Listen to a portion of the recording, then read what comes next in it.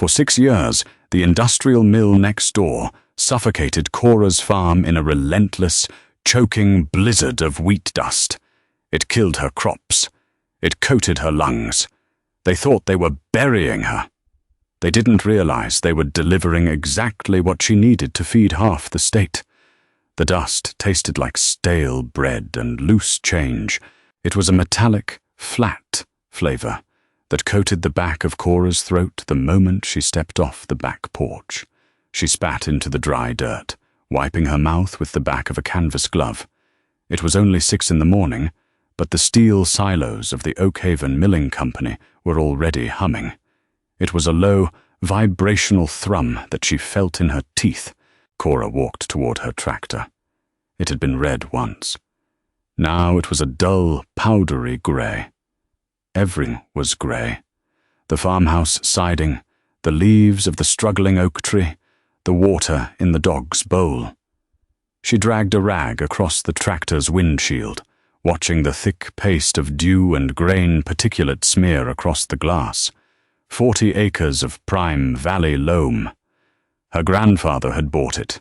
Her father had paid it off. Cora was currently watching it die. Oakhaven had built their facility right on the eastern property line 6 years ago. The county zoning board, blinded by the promise of 200 local jobs and a fat injection of property taxes, had rubber-stamped the permits. They hadn't bothered to read the environmental impact reports regarding agricultural runoff. Or if they had, they didn't care. The mill processed thousands of tons of wheat a day, and every day the massive exhaust vents on the side of their concrete monolith blew a fine, invisible particulate over Cora's land. It wasn't toxic, not in the chemical sense. It was just organic matter. Husk, bran, fractured endosperm, dirt. But it fell like a microscopic snow. It choked the stomata on the leaves of her lettuce, suffocating the plants. It settled on the tomatoes, creating a fungal breeding ground that caused the fruit to rot on the vine before it ever ripened. Cora climbed up into the cab of the Massey Ferguson and turned the key. The engine sputtered, choked, and finally caught, spewing a cloud of diesel smoke that briefly fought back against the grey haze. She spent the morning ploughing under what was left of her summer squash. The leaves were yellowed and brittle, crusted with the omnipresent dust. It was her 3rd failed crop in 2 years. The bank had sent 2 letters this month. They were polite, printed on heavy stock paper, wrapped in the kind of corporate empathy that meant they were getting ready to take everything she owned. By noon, the heat was blinding. Cora parked the tractor, killed the engine, and just sat there in the silence. She had tried fighting. Lord knows she had tried. She kept a thick manila folder on her kitchen table filled with the ghosts of her efforts. Copies of registered letters sent to the EPA. Cease and desist notices drafted by a strip mall lawyer she paid with her last $2,000 in savings. Air quality logs she meticulously updated every evening. It all culminated in a meeting 3 years ago with Arthur Pendleton, the regional manager of Oakhaven. She remembered his office. It was sterile, air-conditioned to a crisp 68 degrees. He wore a blue suit that cost more than her truck, and he looked at her with the exhausted patience of a man dealing with a slow child. "Cora," Arthur had said, leaning back in his leather chair and steepling his fingers. "We are operating well within state regulations for agricultural processing facilities. The particulate emission is classified as a nuisance, not a hazard." "It's a hazard to my livelihood," she had snapped, dropping a Ziploc bag of ruined, grey-crusted spinach onto his glass desk. "You're suffocating my farm." Arthur didn't even look at the bag. "I understand this is frustrating, but you have to look at the larger picture. We feed millions of people, and candidly, your 40 acres, well, it's a drop in the bucket. We offered to buy you out above market value 5 years ago. That offer is still on the table. Take it, Retire. Move somewhere without the dust. The offer had been a joke. It was barely enough to cover the remaining mortgage and perhaps a down payment on a small, sterile condo in the suburbs. It wasn't about the money, anyway. It was about the dirt. It was her dirt. Cora blinked, pulling herself out of the memory. The humming of the mill seemed louder now. Mocking. She climbed down from the tractor and walked over to the fence line bordering the mill. The prevailing winds blew east to west, pushing the exhaust directly into a slight depression at the edge of her fields. Over the last 6 years, the dust had accumulated here. It wasn't just a dusting anymore. It was a massive, undulating drift, 3 feet deep in places, banked against the chain-link fence like dirty snow. She kicked at the pile with her steel-toed boot. A cloud of dry powder puffed up, coating her jeans. She hated that pile. It was the physical manifestation of her failure. It was Arthur Pendleton's arrogance, piled up on her property, daring her to do something about it. She'd felt a sudden hot spike of rage. She dropped to her knees in the dirt and plunged her gloved hands into the drift. She wanted to scream.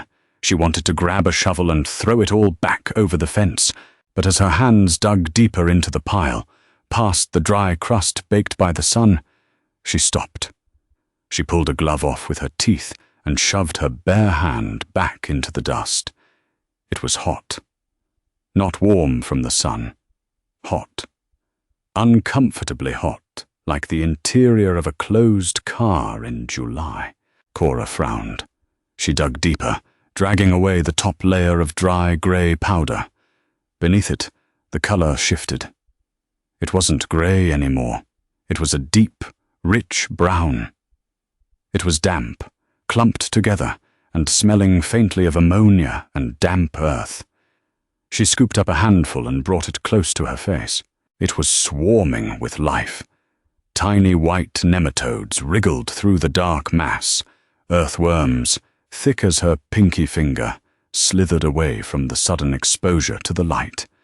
The smell of rot and rebirth hit her nose, a sharp, pungent aroma that any farmer worth their salt knew instinctively. It wasn't just dust. It was carbon. It was nitrogen. It was unrefined organic fuel, piling up by the ton. The mill had been suffocating her delicate greens above ground, yes. But down here, where the rain had mixed with the discarded wheat, bran, husks, and stray endosperm, it was breaking down. It was cooking. Cora stared at the dark clump in her hand. The cynical, beaten-down part of her brain told her it was just a pile of wet garbage, but a quiet, desperate logic began to take root. Arthur Pendleton was right. The mill was feeding millions, but they were throwing away the scraps, and the scraps were piling up on her side of the fence. Cora didn't sleep that night. She sat at her battered oak dining table, surrounded by old agronomy textbooks from her college days, and a dozen browser tabs open on a cracked laptop. The math was staggering. Wheat dust is essentially agricultural gold, if handled correctly. It's packed with carbon, the structural building block of healthy soil, but it also contains high amounts of nitrogen from the germ, alongside phosphorus and potassium. When it blows over a field and settles on leaves, it forms a concrete-like crust that blocks photosynthesis.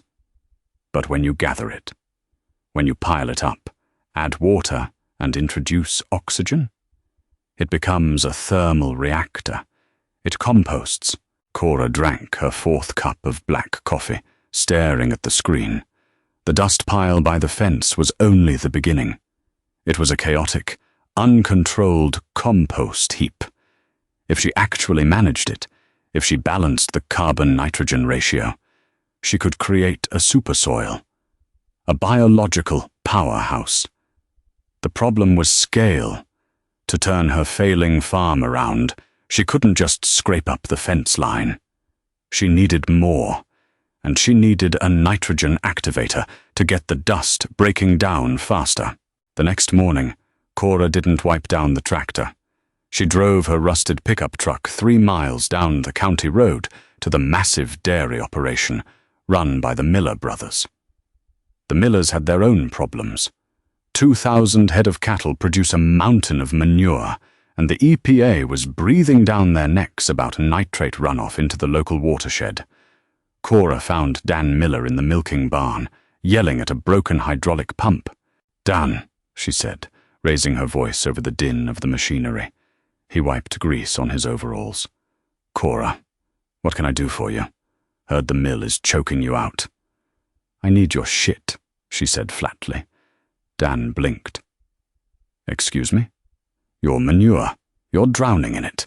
The county is threatening to fine you for the holding ponds. I want it. I'll take as much as you can dump on my land." Dan laughed, a harsh, barking sound. "Cora, raw dairy manure will burn your fields to a crisp. It's too hot. You can't plant in that." "I'm not planting in it. I'm mixing it." She negotiated a deal right there in the barn. Dan would truck the manure to her property for free, just to get it off his books. In return, she took on the liability. When she drove back to her farm, she stopped at the local hardware store and maxed out her last usable credit card on heavy-duty snow fencing and steel T-posts. If the mill was going to dump on her, she was going to catch every damn ounce of it. The next 3 weeks were a brutal blur of diesel fumes, sweat, and a smell that offended the entire county. Cora pounded the steel posts into the ground along the entire eastern property line, stringing up double-layered fine mesh snow fencing. It looked like a prison barricade. The local zoning inspector drove by twice, slowed down, and kept driving. There was no law against erecting a fence on agricultural land. The fencing acted as a baffle. When the massive vents from the mill kicked on, blowing the daily blizzard of wheat dust, the fine mesh caught it. The wind slowed, lost its carrying capacity, and dropped the dust straight down into neat, heavy drifts on Cora's side of the line. Then came the trucks. Dan Miller's dump trucks rolled in, depositing massive, steaming piles of raw cow manure across Cora's ruined fields. Arthur Pendleton actually left his air-conditioned office for this. He walked to the chain-link fence, separating their properties, holding a handkerchief over his nose. "What in God's name are you doing, Cora?" he shouted over the hum of the turbines. "This is a health hazard. The smell is penetrating the intake valves on our administrative wing." Cora sat high in the cab of her front-end loader. She killed the engine and leaned out the window. "It's acceptable agricultural runoff, Arthur," she yelled back, throwing his own words in his face. "Just a nuisance, not a hazard." She fired the loader back up before he could respond. She worked until her shoulders screamed and her hands blistered through her gloves. She used the loader to scrape up the caught wheat dust, mixing it in massive 100-foot windrows with the dairy manure. Wheat dust for carbon, manure for nitrogen. She turned the massive piles every 3 days. The first time she drove the loader into the windrow, a plume of steam shot into the air. The internal temperature of the piles was hitting 160 degrees. The heat was sterilizing the weed seeds and breaking down the complex carbohydrates in the wheat bran at a terrifying speed. It was a grueling, filthy process. Cora was covered in a mix of dust and manure for months. She smelled so bad the cashier at the gas station made her pay outside. Her bank accounts hit zero. She lived on rice and canned beans. But as autumn turned to a bitter, freezing winter, the windrows began to change. The sharp, foul smell of the manure faded. The metallic, stale scent of the dust vanished. In their place came the deep, intoxicating aroma of a forest floor after a spring rain. Cora walked out into the freezing January air, a shovel resting on her shoulder. The mill was roaring next door, blowing its dust against her snow fences, replenishing her raw materials. She approached the oldest windrow. She drove the shovel into the mound and turned it over. It was perfect. It was black, crumbly, and held its shape when she squeezed it, yet shattered easily when poked. It was teeming with microbial life. It was a nutrient-dense supercompost, created entirely from the waste of the giant that was trying to kill her, and the liability of the dairy farm down the road. Spring arrived. Cora didn't plant delicate greens. She didn't plant tomatoes that required pristine air. The dust still blew over the farm, escaping the fences, hovering in the sky. She couldn't fight the air, so she fought underground. She bought seeds for heavy-feeding root vegetables and hardy tubers, potatoes, carrots, beets, turnips, radishes, crops that did all their living beneath the surface, safe from the choking air, burying their roots deep into the foot-thick layer of supercompost she had spread across her 40 acres. The planting was a massive gamble. If the soil was too hot, the seeds would burn. If it lacked structure, they would rot. For a month, nothing happened. The topsoil looked like a barren, grey wasteland, constantly dusted by the mill's exhaust. Arthur Pendleton watched from his window, probably waiting for the final foreclosure notice to hit her mailbox so he could finally pave her land for a new loading dock. Then, the green shoots pushed through the grey crust. They were thick, unnaturally vibrant. The potato vines didn't just grow, they exploded out of the dirt, aggressively spreading their leaves, absorbing the muted sunlight. The beet greens stood tall and rigid, shrugging off the daily dusting of wheat particulate. The plants were pulling so much raw energy from the revitalized soil that they simply outgrew the mill's suffocation. By mid-July, it was time for the first test harvest. Cora walked out into the potato field. The ground was slightly raised, pushed upward by the sheer mass of what was growing beneath it. She took a digging fork and plunged it into the earth, stepping on the shoulder of the tool. She leaned back, leveraging the soil upward. The earth cracked open. Cora dropped the fork.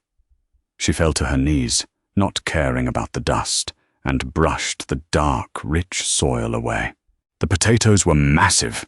They were the size of softballs, perfectly formed, their skins tight and unblemished. There were 6, 7, 8 of them, clustered on a single root system. She moved to the carrot rows, grabbing the thick green tops and pulling. Out came bright orange spears, thick as her wrist and completely straight, having faced zero resistance in the loose, heavily composted loam. She sat in the dirt, surrounded by the giant vegetables, and laughed. It was a raspy, exhausted, cynical laugh.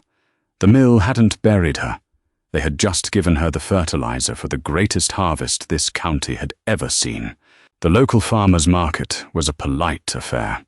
People sold heirloom tomatoes in woven baskets and organic honey in little glass jars.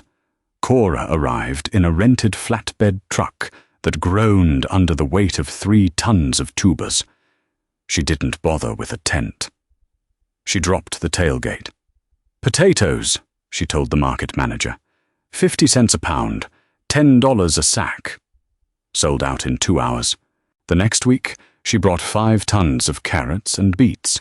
The week after that, she brought radishes the size of baseballs and rutabagas that looked like artillery shells. Local restaurants started calling, then the regional grocery chains.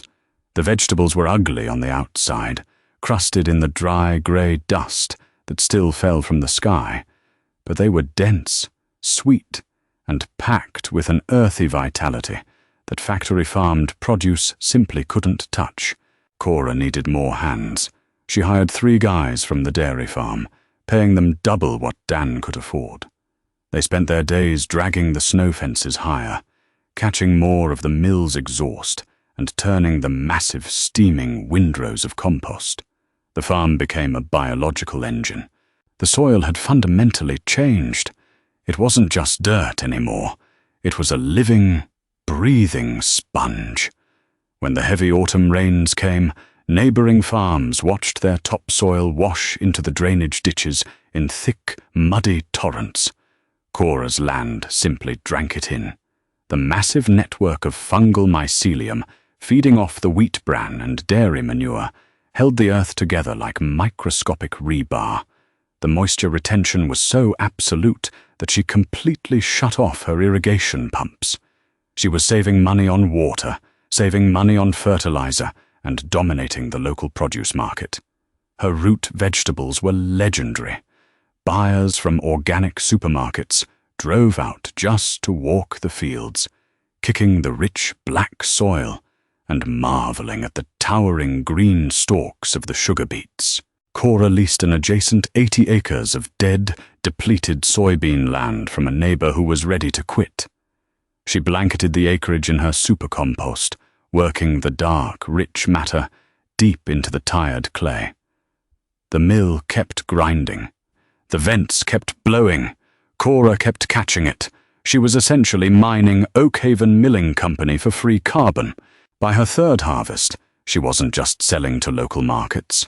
Cora secured a contract with the state's largest agricultural distributor. Her vegetables were being trucked to grocery stores, school districts, and food banks across half the state. The irony tasted sweet. The mill processed the grain for the state's bread, but Cora was providing the state's roots, powered entirely by the mill's discarded trash. Arthur Pendleton, naturally, found a way to take offense. He didn't come to the fence this time. He sent a lawyer. The man arrived in a silver sedan, ruining his polished leather shoes in the mud near the tractor shed. He handed Cora a thick legal envelope. "Theft of intellectual property," the lawyer said, tapping the envelope, "and unauthorized commercial utilization of Oakhaven industrial byproducts." Cora didn't open the envelope. "You're claiming I stole your dust? We are claiming that you are profiting off proprietary organic matter generated by our facility," the lawyer said smoothly. "Mr. Pendleton requires a 40% royalty on your gross sales, or we will seek an injunction to halt your operations." Cora stared at him. It was a staggering display of corporate delusion. They had dumped a nuisance on her land for years, nearly driving her to bankruptcy. Now that she had found a way to survive it, they wanted a cut. "Tell Arthur I'll see him in court," she said, "and tell him to watch the evening news tonight." Cora did not have the money for a high-powered defense attorney. She had something better. She had leverage, and she had an audience. She called a reporter from the state capital's biggest investigative news program. The reporter, a cynical man named Thomas, drove out to the farm on a Tuesday morning. Thomas brought a cameraman who looked bored until he stepped out of the news van and smelled the earth. Cora gave them the complete tour. She did not wear makeup. She wore her work clothes, stiff with dried dirt and diesel grease. She showed the cameras the heavy snow fences choked with grey wheat particulate. She showed them the steaming windrows of dairy manure mixed with grain dust. She grabbed a shovel, driving the blade deep into the nearest compost pile. Steam rolled off the dark soil into the cool morning air. The camera zoomed in on the rich black dirt, swarming with healthy earthworms. Then she walked them out to the fields. The crops were monstrous. The camera panned over rows of thick green stalks and vines that looked like they belonged in a prehistoric jungle. She plunged a digging fork into the soil and unearthed a cluster of potatoes the size of softballs. She snapped a massive carrot in half. The sharp, sweet snap echoed in the quiet air. Finally, she brought them into a kitchen. She dropped the thick manila folder onto the table. The camera filmed the old complaints. It filmed the registered letters sent to the Environmental Protection Agency. It filmed the dismissive emails from Arthur Pendleton stating the dust was a harmless nuisance. And finally, she showed them the new lawsuit demanding a cut of the profits for the very dust they had claimed was worthless waste. The broadcast aired on Thursday night. By Friday morning, Arthur Pendleton found his life spiraling into a nightmare. Public relations disasters are bad. Public relations disasters involving greedy corporations bullying a resilient local farmer who is actively feeding low-income school districts are fatal. The State Environmental Protection Board, humiliated by the sudden media spotlight on their past inaction, announced a surprise audit of the Oakhaven Milling Company emission controls. Activist groups started protesting outside the mill gates. Local grocery chains threatened to pull Oakhaven flour from their shelves. Arthur drove down to the farm on Monday morning. He did not send a lawyer this time. He parked his luxury sport utility vehicle by the snow fences and walked toward the tractor shed. He looked incredibly tired. The crisp corporate arrogance was gone. It was replaced by the desperate sweat of a man trying to save his pension. Cora was sitting on an overturned plastic bucket. She was fixing a heavy hydraulic hose on the loader. She did not stand up when he approached. "Cora," Arthur said. His voice was tight. "The board is unhappy. The state is talking about fining us for illegal dumping. They are citing your television interview as proof of structural damages." "Funny how that works," she said. She grabbed a heavy wrench and tightened a rusted bolt. "We will drop the lawsuit," Arthur said quickly. "We walk away. You keep farming. We keep milling. A simple gentleman's agreement." Cora set her wrench down. She stood up and walked over to him. She smelled like diesel fuel, damp earth, and sweat. She looked at his clean shoes. "No," she said. Arthur blinked. He wiped his forehead with the back of his hand. "What do you mean? No?" "This is exactly what you want. 6 years, Arthur. For 6 years you choked my lungs and you killed my crops. You told me to be grateful for a pathetic buyout offer. You sat in your air-conditioned office and treated me like dirt. You do not get to just walk away."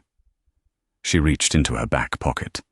She pulled out a folded piece of heavy paper and handed it to him. It was a contract.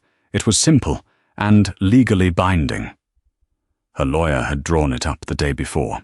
"You have a major waste management problem," Cora told him. She pointed at the mill.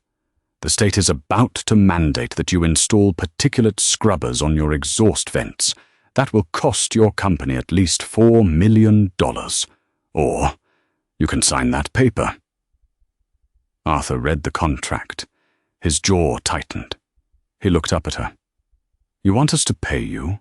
You operate a massive industrial facility, offloading organic waste. I operate a commercial composting facility," Cora said. She pointed to the massive windrows behind her. "My intake fee is $500 a ton. You blow it over the fence. I catch it. I process it. You pay me for the waste disposal service. It is much cheaper than buying those scrubbers." Arthur stared at the contract. He looked at the massive drifts of grey dust piled against the fencing. He looked at the endless fields of thriving green crops. He had lost. He pulled a silver pen from his breast pocket. He signed the bottom line. He handed the paper back to her without a word. He turned around, walked back to his vehicle and drove away. Cora stood alone in the dirt. The mill roared beside her, churning out flour. She folded the contract and put it back in her pocket. The air still tasted like stale bread and loose change, but now it tasted like victory. The grey snow would keep falling. The giant machines next door would keep humming. They would keep throwing their garbage over the fence, and she would keep turning that garbage into gold. She looked down at the dark soil beneath her worn leather boots. It was rich, warm, and entirely alive. She had finally saved her family land. She had completely beaten them at their own ruthless corporate game. She turned around and walked slowly back to her old grey tractor. There was still hard work left to do today. Did Cora's fight against corporate greed inspire you today? Sometimes, the very thing meant to bury you is the exact fuel you need to thrive. If you loved this story of resilience and true justice, please drop a like on this video and share it with someone who needs a reminder to keep fighting. Do not forget to subscribe to our channel for more grounded stories about the people who feed the world. What would you do? Comment down below.